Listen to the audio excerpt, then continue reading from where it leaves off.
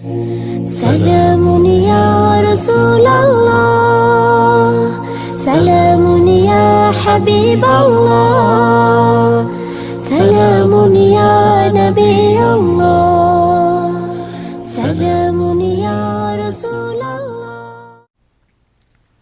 السلام علیکم ورحمۃ اللہ وبرکاتہ۔ حضرت ابو ہریرہ رضی اللہ تعالیٰ عنہ روایت کرتے ہیں کہ طبرانی میں فرماتے ہیں، میں گواہی دیتا ہوں کہ خدا کی قسم جس کے قبضے قدرت میں میری جان ہے، ہم ایک سفر پر روانہ ہوئے۔ فرماتے ہیں کہ ابھی چلے ہی تھے، تھوڑا دور پہنچے تھے، سیدہ کائنات حضرت بطول زہرا سلام اللہ علیہا کی طرف سے 2 شہزادوں کی رونے کی آواز آئی۔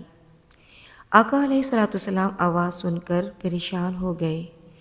آواز آئی حسن و حسین دونوں شہزادوں کے رونے کی۔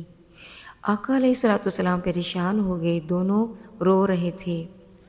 ہماری جگہ چھوڑ دی اور تیزی کے ساتھ گئے اور حضرت خاتون جنت سیدہ کائنات سے پوچھا کہ بیٹی فاطمہ کیوں رو رہے ہیں؟ پوچھا کہ میرے بیٹوں کو کیا ہوا ہے؟ ان کا رونا گوارا نہیں ہوا۔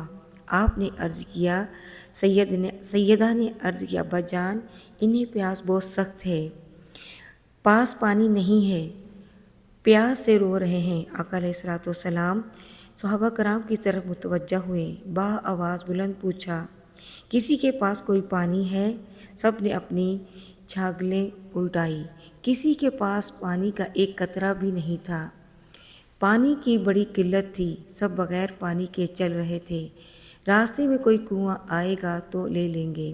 اتنے میں آقا علیہ السلام واپس پلٹ گئے، فرمایا بیٹا پانی تو کسی کے پاس نہیں ہے، کسی کے کجاوے میں بھی پانی نہیں رکھا۔ آپ نے فرمایا، سیدہ کائنات بیٹا فاطمہ ایک کو میرے پاس کر دے۔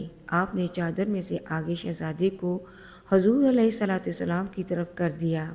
صحابہ روایت کرتے ہیں کہ آپ نے گود میں لے کر ہمارے سامنے دیکھتے دیکھتے اپنی زبان مبارک شہزادے کے منہ میں ڈال دی۔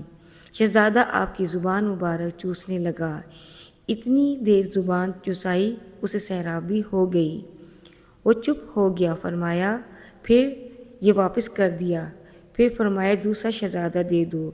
دوسرے کو آگے کیا، اس کو زبان چسائی، دیر تک زبان چساتے رہے حتیٰ کہ وہ بھی چپ کر گیا۔ فرمایا کہ وہ اس طرح سیراب ہوئے، پورے سفر میں دوبارہ ہم نے ان کے رونے کی آواز نہیں سنی۔